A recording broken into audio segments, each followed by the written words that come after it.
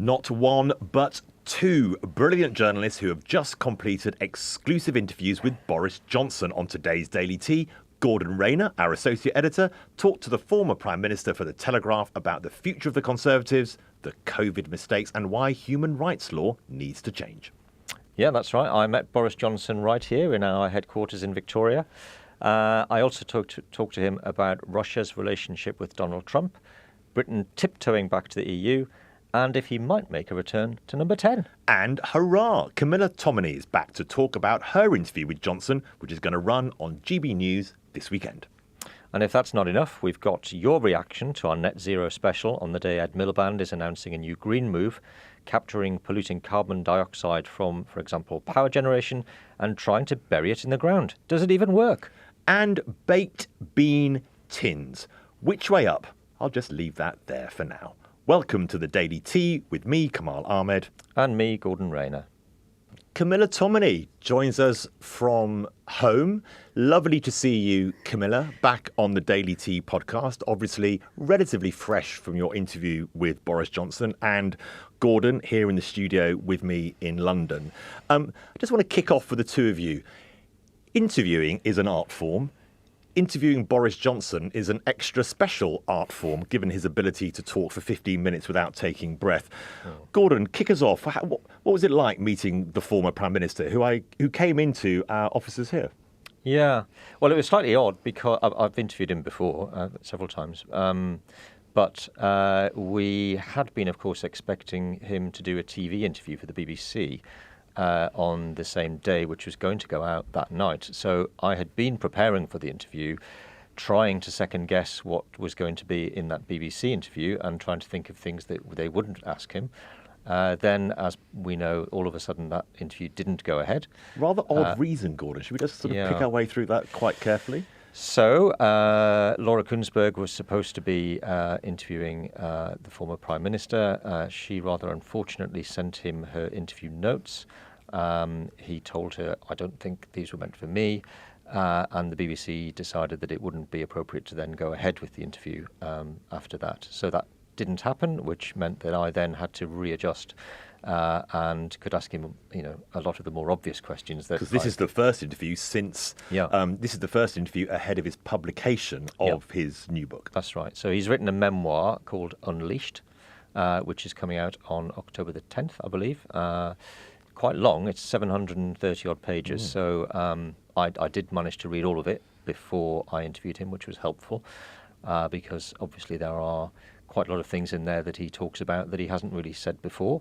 But it was also a chance to talk to him about things that are happening right now, like the war in the Middle East, like the war in Ukraine, and like the ECHR, the Tory leadership contest, and Sir Keir Starmer's difficult start. Did he seem in sort of good spirits? He sort of dressed up. He had a suit on. He didn't come in sort of shorts and ruffled hair. He kind of made himself look smart. He looked very much like you are used to seeing him. I thought he was a little bit less sort of ebullient perhaps than he normally is. I was thinking about this, and I think part of the reason for that is that whenever I've interviewed him in the past, it's normally been when he was either Prime Minister or Foreign Secretary. And there were normally quite a lot of other people in the room. And I think probably he plays to an audience a bit more when there are other people there. There was only me and him and a lady from his publishers who were there. And he felt a little bit more thoughtful, but still very much the Boris that we know. Camilla, you've interviewed him for GB News, which is going to go out on your programme on Sunday, which we're all excited to hear about. How did you do that? Was that in the GB News studios? Yes, it was in our studio in Paddington. So it's interesting that Gordon says that because he was very ebullient with me because the cameras were rolling and because there were people in the studio, obviously sort of filming it from all angles. There were social media people there, people who were handling the promotions. He bounded into the premises full of beans, seemed in a great mood. He was quite happy to have a little gossip about what had gone wrong with the BBC and all the rest of it. I mean, there was a sense of incredulity that interview had fallen through, but I sort of thought, well, their loss is our gain. But then, like you, Gordon, I felt now under more pressure to perform and to make it a good interview. because of the fact that the BBC hadn't managed to land that earlier thing. And as listeners and viewers of this podcast know, I've had a bit of a family emergency that I've had to deal with in the last week, and I wasn't able to make it to conference. And I want to thank you all, by the way, for your very kind and supportive messages. But I'd come out of this extraordinarily difficult period to then be confronted with a Boris Johnson interview that I felt I compelled to do for the channel because I was all over the promotions and all the rest of it. And, my God, I needed to lie down afterwards. I had him for an hour and 15 minutes in the studio, and it felt like literally herding cats. It's great and it's revelatory in a way, but he only answers a question that he wants to answer. It's sort of irrelevant what you've asked him. He has his lines that he wants to land. I don't know if you found this, Gordon. And you're having to reel him in. And in print, that is fine. In broadcast, it's hard because you've got to sort of stop him and interrupt him, and you don't want him to lose his flow. But if he's completely going off on tangents, you've got to reel him back in the whole time. Yeah. But it was immense fun, but exhausting. We're going to go through a few of the main things. Obviously, the Telegraph, Gordon, you've written up the interview for today. Obviously, Camilla, you're going to be keeping a lot of the highlights back for Sunday. But Camilla, can you just tell us we'll go into the issues in more depth after this. But Camilla, what were the sort of 2 or 3 main things that you're able to share with us at this stage? Sure. So I kind of broke it up into foreign affairs. I thought I'd warm him up on that because that was safe territory. Obviously, we had this conversation about the Chagos Islands, which we'll get onto because once again, there seems to be a bit of contradiction there in Boris Johnson's position in giving away the Chagos Islands back to Mauritius and the role of China in it all. Then, of course, I had to talk about COVID and Partygate. Talked quite a lot about him and his premiership and what had gone right and what had gone wrong, and his acknowledgement of those 2 facts are quite interesting that you need to tune in for Sunday. Talked a little bit about the Royals, talked a bit about his hopes and aspirations for the future, whether he was going to do this Cincinnati-style comeback. Keeping his cards quite close to his chest on that one, Gordon, which I saw reflected in your interview. Yeah. He's such a sort of never say never kind of guy. He always wants to keep the door open. Yeah. It's all a lot of bluster, not much commitment to, fact. Yeah, and also if he were to say, I'm never going to be Prime Minister again, it makes him less interesting, doesn't it? And he knows that. Yeah. So I think he likes keeping people sort of, on tenterhooks, I suppose, about the idea that he might come back. Yeah, and of course, I think anyone who knows, he is an ambitious man. He feels the prime ministership is unfinished business, given the way it ended. But anyway, we'll get onto that more depth in a second. But let's kick off, Gordon, with how we led the paper, or how you led the paper for us today about the European Convention on Human Rights. Camilla, as you've pointed out many times, this is seen as one of the key dividing lines in the battle to be the new leader of the Conservative Party. People like Robert Jenrick have said we should leave pretty immediately as soon as a new Conservative government is in place. He rather cleverly, as we talked about, Gordon, earlier in the week, made it into a Leave Remain conversation. I thought Jenrick's language was quite interesting. You've obviously picked up on that. You've asked Boris Johnson about it. What did he say to you, and what did you think about what he said about the actual need for a referendum on this piece of legislation that obviously emanates from Europe? Yeah, well, Boris Johnson obviously has a very interesting relationship with Europe because he spent a lot of time living there. His father is a Europhile who worked in Brussels for many years. Boris Johnson's grandfather was president of a forerunner, effectively, of the European Convention. But he feels now, he was very influenced, he said, by an article that Lord Sumption wrote. He's the former Supreme Court Justice, saying that the laws that the European Convention sort of enshrines and protects are all laws that either are already in British law, or if they're not and we want them to be, then we can put them into British law. And if we don't want them, then British Parliament can decide that we wanted to go a different way, and then the Supreme Court wouldn't be able to overrule the law because it's the law. So his take on it is we don't really need it anymore. We already have all of these protections in British law, and obviously the controversy over it is that, as we all remember, the European Court, which interprets the Convention, decided to veto flights taking off to Rwanda. And had they not done that, the Rwanda policy may have literally got off the ground, and we'd be looking at a very different scenario. What do you think about the idea of a referendum? I just want to bring in, I must admit, my initial response goes something like this. You'll remember Brenda from Bristol about an earlier election. Not another one? Referendums, I think, given what we've been through in the United Kingdom over Scotland and over Brexit, are incredibly divisive mechanisms.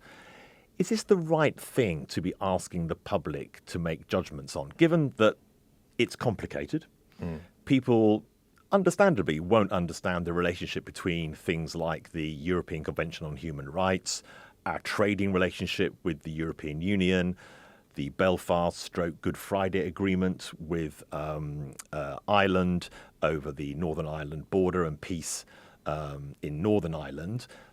The European Convention on Human Rights is part of that, our membership of the United Nations. So many relationships are based on international agreements, of which the ECHR is one. Is a referendum, maybe Camilla, I come to you first actually, is a referendum the right way to deal with such a complicated issue? It's really interesting because back in the day when he was Defence Secretary, I remember vividly having this conversation with Michael Fallon.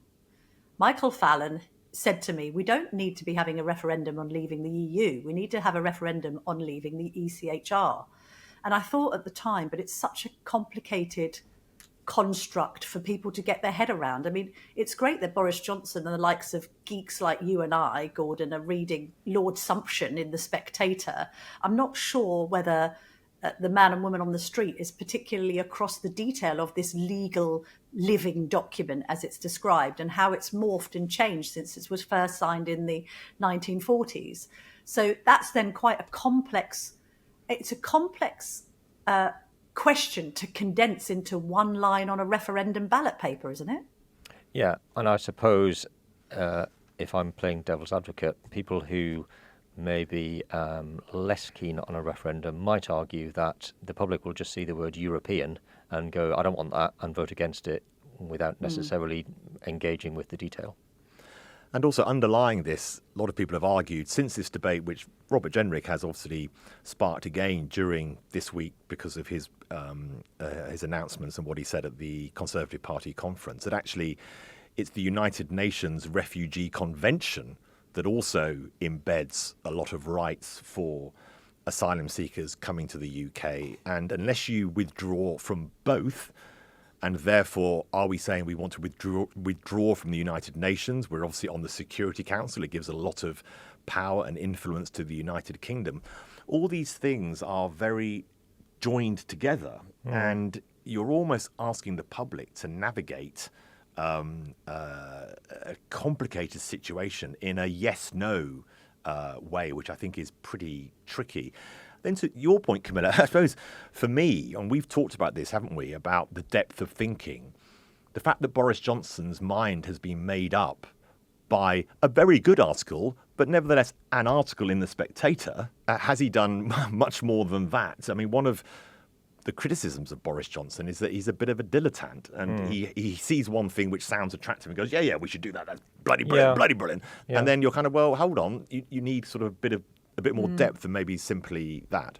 Well, that's what the other three candidates in the Tory leadership race are saying. I think what struck me, what I found very interesting about him going so strongly on this subject was that he was very keen, and I'm sure Camilla probably asked him the same question and got a similar answer. He was very keen not to endorse any of the leadership candidates and not to even express any preference or opinion about any of the candidates, really. But then the fact that he then goes on to say we should definitely have a referendum on the ECHR, which obviously is Jenrick's big pitch, is inevitably going to benefit Jenrick if people who support Boris are reading this, because they'll think he's in line with Jenrick. Yeah, I mean, I just add a slight note of caution. I'm not necessarily convinced that he's going to remain consistent in this position by Sunday. But you'll have to tune in to see what I mean on that. Intriguing eyebrow there, Camilla. Love that.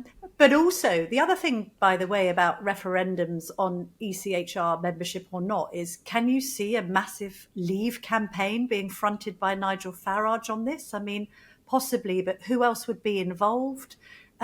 Is it a sort of sexy enough concept?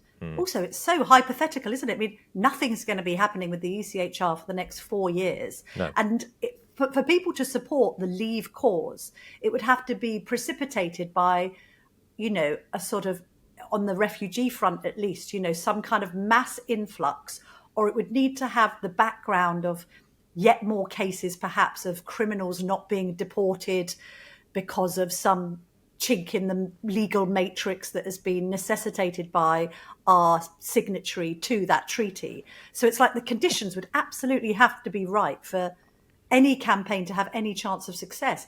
And crucially, it would have to have very strong campaigners front and centre of it. Yeah, could be a tiny turnout, couldn't It's it? a difficult one.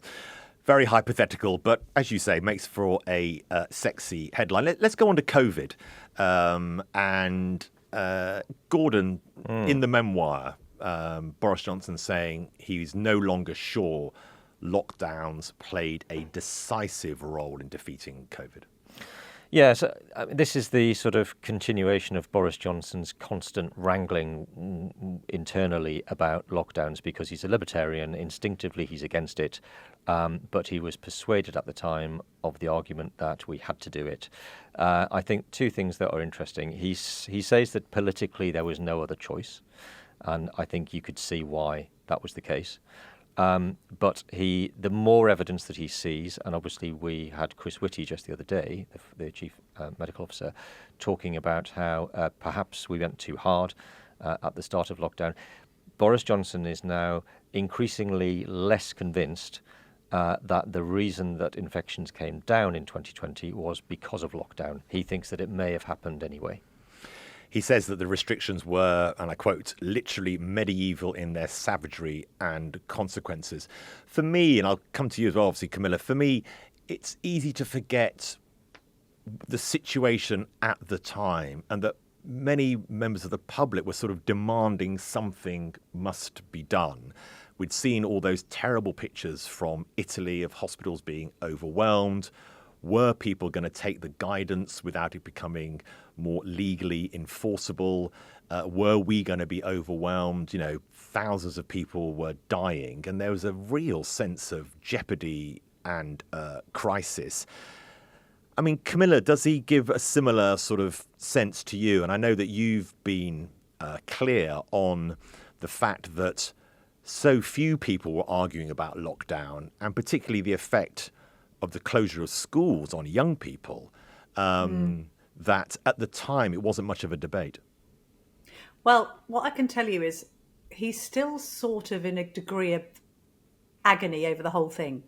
I mean, it's clear that one of the problems at the time was how conflicted he was within himself as the libertarian that is imposing draconian measures that in his heart of hearts he doesn't agree with. I ask him lots of pretty harsh questions. Were you a shopping trolley? Were you indecisive? Were you just not fit to lead at that point? Because, as you have said in Unleashed, you, quotes, nearly carked it in intensive care. Did you show poor judgment? Were you following the science to pass the buck? I mean, it's pretty brutal, and you'll have to see what he says. But I literally lay it all at his door. And we speak about Partygate as well. And his reactions to that and his answers to that are all pretty interesting. Should we go on to the future of the Conservatives? A quote that jumped out at me from your interview, Gordon, was when he says, suggesting that maybe he could have done better in the last election than possibly Rishi Sunak, when he says, "Reform was on about 0% when I was Prime Minister, because the thing that was being unleashed was people's confidence that they can make life better for themselves and their family."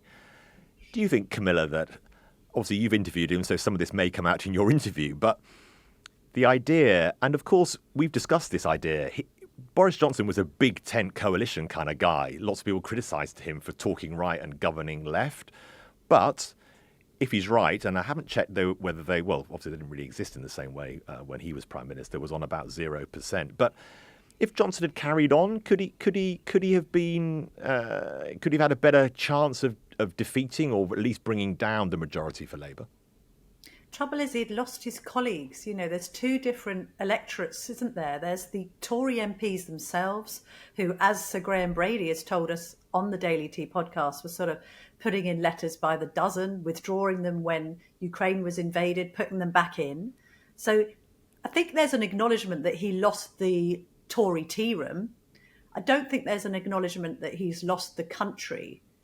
And I agree with you, Kamal. He is this strange contradiction of part Nigel Farage, part Churchill and Thatcher, but part Ed Miliband on net zero. Yeah. Who is this guy? I mean, this extraordinary sort of, we talk about him being relaxed about immigration. We talk a bit about net zero and some of his more left-wing policies. I mean, didn't Brady discuss with us in the studio and describe him as the most left-wing Conservative Prime Minister in recent memory? But also, the thing about him, I was thinking about it overnight as I was trying to analyse what the hell we've got and how we're going to present it on Sunday, is I think Boris Johnson's problem throughout is that he has never had a posse. He hasn't had a posse within Parliament. He has had, I know, Conor Burns and Nadine Dorries and Andrea Jenkins, but he hasn't had a non-MP team to carry him through. He had a really strong team at City Hall, and then one of his closest advisors unfortunately passed away. And then he hasn't been good at ingratiating himself with the Tories that, for some reason or other, don't seem to like him and don't trust his judgment and don't think he's a good leader. So he's had a trouble with camaraderie. But also when you look at him in the country, he isn't like Farage and he isn't like Trump, these other big political personalities who both have followings. There aren't people buying caps with Boris Johnson's name on, even when he's out of office. I know there is a few people who are bring back Boris, and that is still a hashtag on social media. But do you agree he doesn't quite have that? Yeah, that's a really interesting analysis. I think that and this is something we've criticised Sir Keir Starmer on, his sense of optimism and there is a better future ahead. And I always think the Conservatives will do better if they feel like a big tent coalition. And what Boris Johnson did was give many people who had never voted Conservative permission to vote for him. And I think the Conservatives can sometimes look like they're in danger of leaving a lot of people feeling unable to vote for them if they go down too far down the Faragian route. I've always thought the Conservatives do better with big tent, and I think Boris Johnson, David Cameron proved that. The public is so mixed on how much they want the state involved in their lives, how high they don't mind their taxes being, but also they do want their borders secured, and they do want a language on things like immigration that is far tougher. And I think that is the mix that, oddly, sometimes full of contradictions, but Boris Johnson did manage to achieve. And I imagine he probably would have made a better fist of 2024, although I think your point, Camilla, on he'd lost the tea rooms and his own colleagues is a really powerful one. But I think he'd lost the public as well. I think what I found quite obvious talking to him, and Camilla might agree with me, is that he's sort of in denial about the effect that Partygate had on the public. I don't think he quite appreciates, or he's chosen not to see how angry the general public was about Partygate, and no matter how much he tries to dismiss it as, these weren't parties, people were very, very angry, and I don't think there was any coming back from that. No. And the idea that people are going to welcome him back with open arms if he has another go at it, no. The great mystery in all this, Gordon, is having had to speed read that book. I mean, often we're told, aren't we, we've got a night to read a book to interview someone, and it's like, oh my God, I have to do this on pain of death.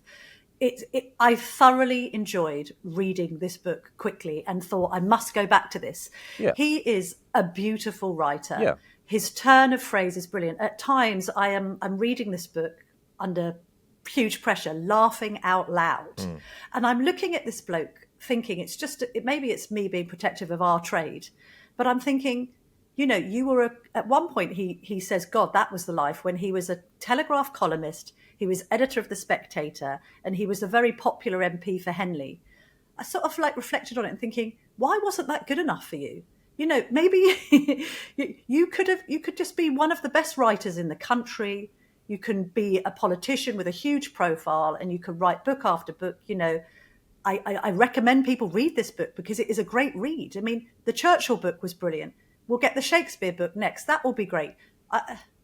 It's this whole, I drill into him. I ask him about the whole world king thing and his very early prime ministerial ambitions, and his responses are, as you'd imagine, hilarious. Ambition runs deep in him, doesn't it? Just before we go to the break, we were talking before we came up to record this, Gordon, about the Mallory Towers. Yeah. Just give us that, and then we must go to a break. But it's been a brilliant discussion, and thank you two. Well, that made me laugh, and I'm sure it made Camilla laugh as well. He has a superb analogy that he makes in the book about the G7 in Carbis Bay in Cornwall, which people might remember happened just after the world was coming out of lockdown. It was the first big meeting of world leaders after lockdown. And he compares it to one of Enid Blyton's Mallory Towers books, which normally start with the girls all coming back to school for a new term. And he compares the world leaders to characters from Mallory Towers, and he gets them spot on. And so he talks about how in Mallory Towers there's always a French exchange student who's petite and delicate and worried about getting a freckle on her nose, and that's Emmanuel Macron.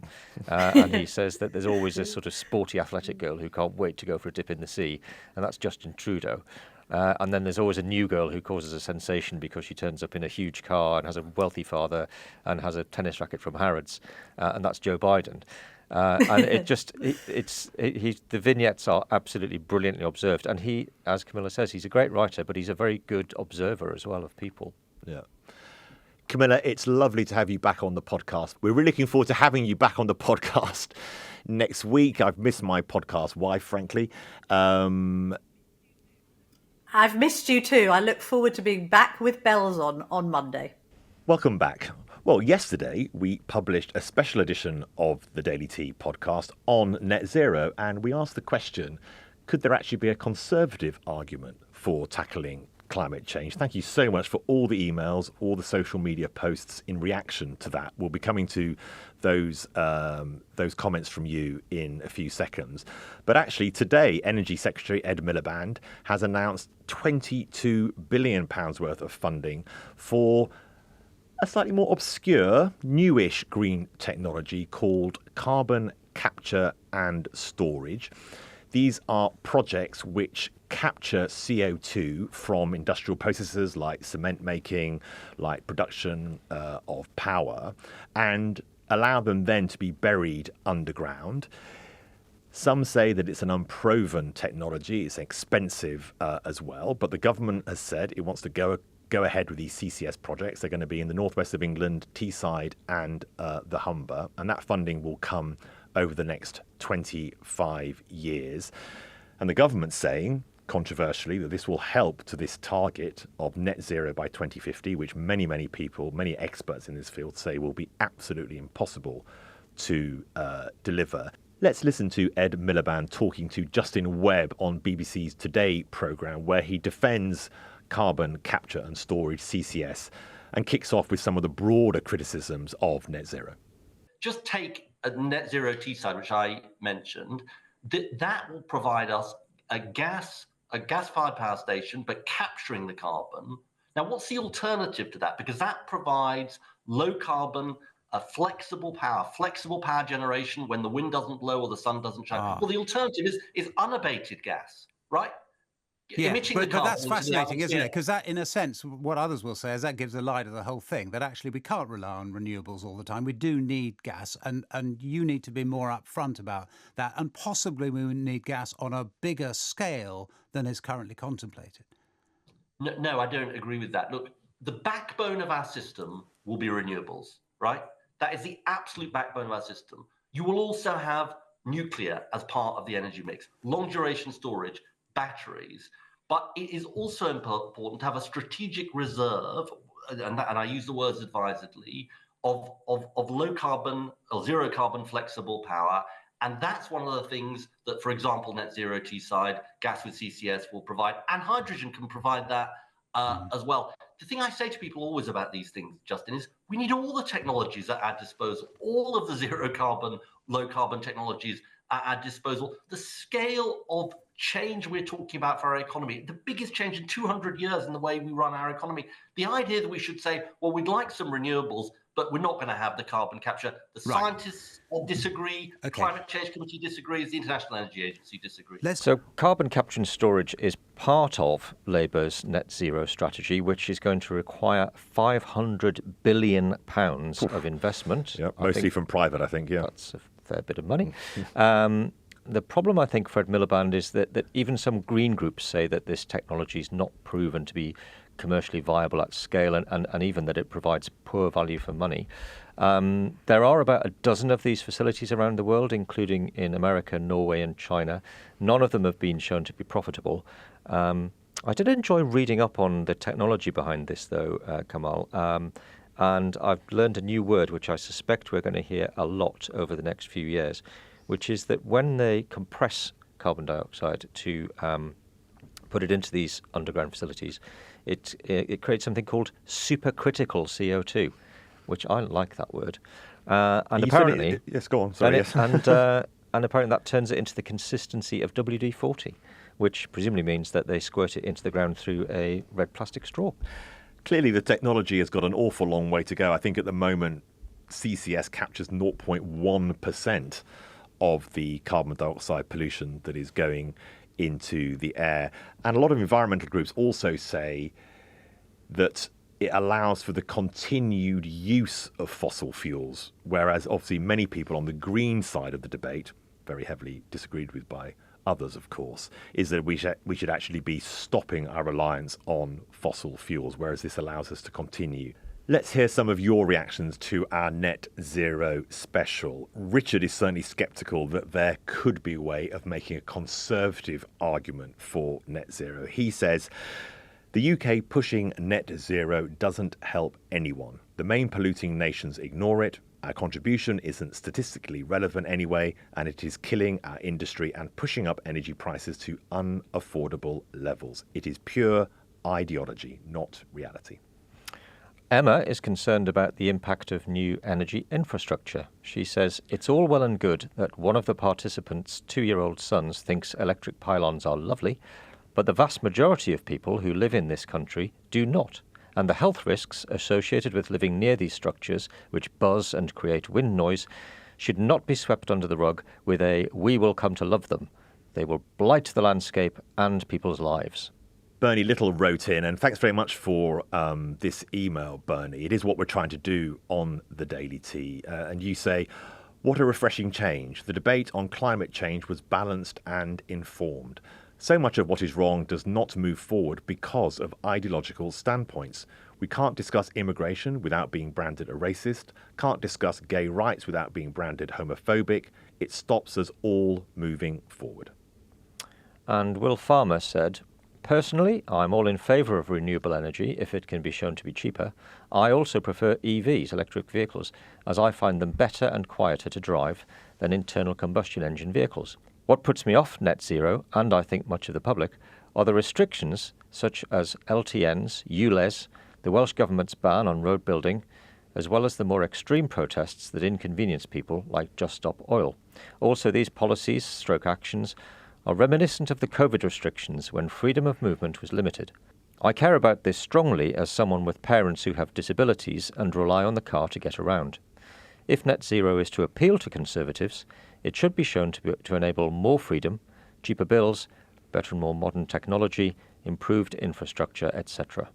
Well, this is a debate which is really going to define this government. Lots of big announcements today, lots of big announcements over the first few weeks of this new government. Let's actually see if any of these policies work. Let's move on, Gordon, to the most important part of the podcast, which is which way up should your baked bean tins go in the cupboard?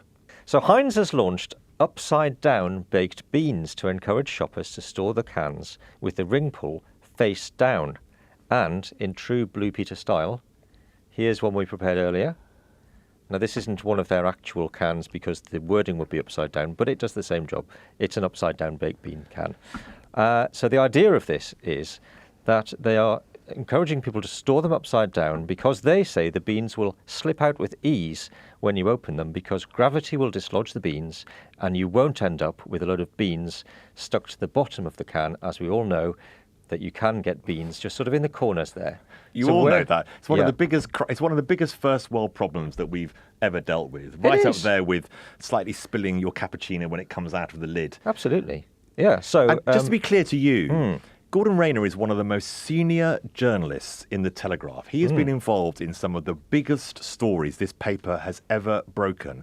I, Gordon, was not aware until today that there's a secret little Blue Peter presenter struggling to get out of associate editor, former political editor of this grand institution, that actually, if we could just get a bit of sticky back plastic, get some modelling in, you would be very, very happy. I did used to make some of the things that they made on Blue Peter. I am the Blue Peter generation. It's bringing tears sort of almost to my eyes. But look, we're going to do this. Never work with animals, children, or probably trying to open baked bean tins on a podcast, which you'll see us make a mess. But we are divided here. This is the next big cultural divide. Forget immigration, forget human rights law, the big cultural divide. I do not believe it will make any difference which way up you keep your baked bean tin in the cupboard. So we have one which has been kept what I would describe as the right, the British way up. Yes. And you've got slightly wokery gone mad. Yes. You've done it the other way round. There's no reason for it. And I think you are pulling at the fabric of Britishness.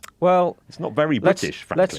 Let's just talk about some of the facts behind this, Kamal, because apparently there was a survey of 2,000 people carried out by, Heinz.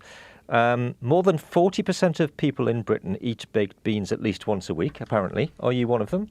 I simply do not believe that. Okay, so that's a no. I'm not, but okay. Yes, okay. But nearly 9 in 10 have what are described as issues getting all the beans out of the can. 90% of the British public. 9 in 10 have issues getting the beans out of the can. By Heinz. We're not just getting trapped into some awful marketing gimmick here, are we, Gordon? Of course we're not, because we're journalists. How dare you be so cynical? I have never heard such cynicism in a newsroom in my entire life. Okay. Right, we're going to do it. You're going to take us through it. So I've got it we're going to do it together. I've got it what I would describe as the right way up. I'm going to put my beans on the plate here, and I'm going to see how many are stuck on the bottom of mine. And you, Gordon, are going to do it the other way up. I'm very confident. You're going to say that fewer beans are going to be stuck on the top here. And I'm going to say that it's going to make no difference. I'm supremely confident. There's going to be some sounds. There we go. That's the thing. This is Gordon, like we must be doing this together. Come on. Oh, sorry. This is like big Indians and little Indians in Gulliver's Travels. I'm slightly worried. This is quite a big tin and quite a small plate. So you're already in trouble because you've got to try and pour it, and you might miss. You can't open Mine's it already in the right. There's too many beans here for the plate. Am I going to get bean juice all over my hands? Oh, Megan, our studio producer, is going to be very. I can see her. She's sweating from her eyes here. Here they come. Okay. Yeah. Okay, go on then. Okay. Now.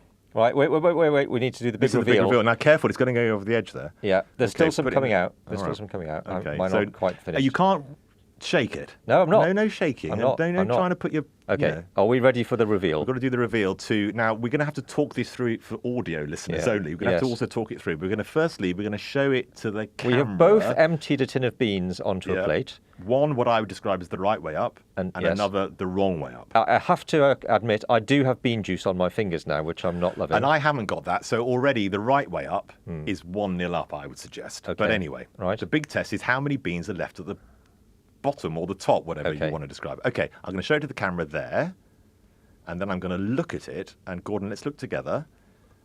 I have quite a few actually, and you have. There are 3 just stuck on the rim here, which may be the next problem they have to solve. And I would say a half a bean stuck. Okay. I've won. You have one there. I would say let's just show that for our listeners. For our listeners, that is a clear win. For our listeners, I just would say that I have got at least 20 beans stuck on the bottom of this bean can. So I've got half a bean, and there are 3 that just didn't quite make it over the lip at the top. I'm going to start looking for some alternative facts to make sure that my position still remains true and the right position. What's happened here, Kamal, is that this is a moment in history. In future generations, people will say, where were you the day that they decided that you had to keep your baked bean tin upside down? Where were you the day that you saw Gordon and Kamal, some of the most senior journalists in Britain, opening tin cans and messing about with beans? I'm off to get the tissue to wipe my hands. Do join us again Monday, 5 o'clock, for possibly some more food-related news.